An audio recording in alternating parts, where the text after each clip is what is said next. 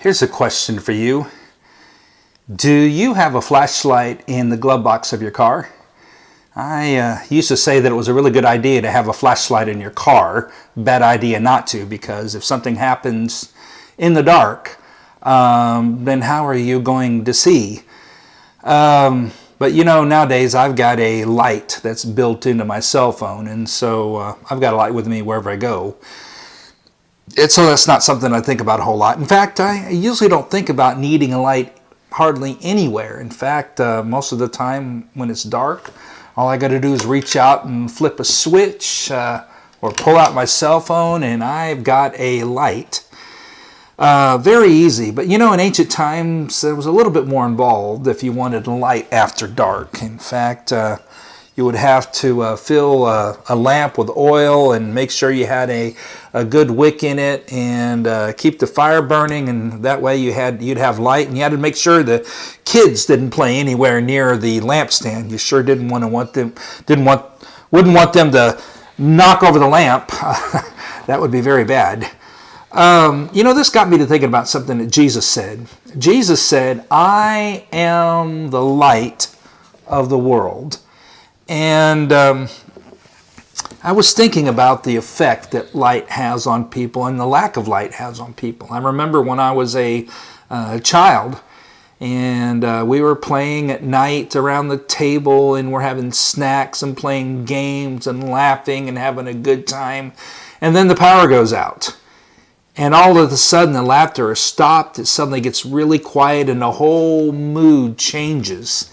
And my little sister would say, "I'm scared," and us kids would find somebody close to sit by because we would feel alone in the dark, even though there were people just a few feet away, even though nothing had changed except there was no longer any light. That's kind of the effect light or the lack of light has on people. And Jesus says, "I am the light of the world." He is our light, and he tells us we are also the light of the world if we belong to him.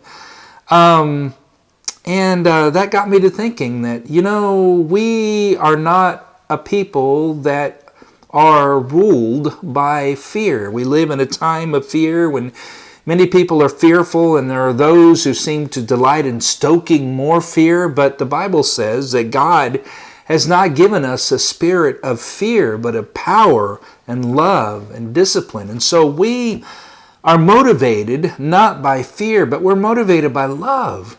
We are encouraged by power or the authority, the power of God, and by discipline.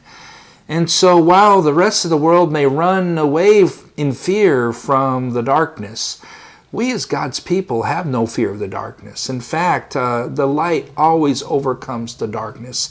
And while the world is running away from the darkness, we run to the darkness.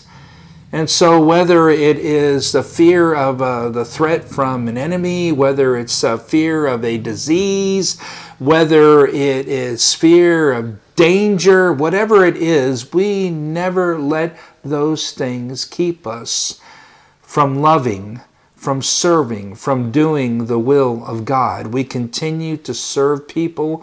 We continue to fellowship and encourage one another. We continue to do the will of God.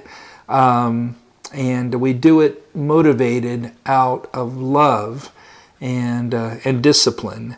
And that is truly a blessing to be able to serve in that way.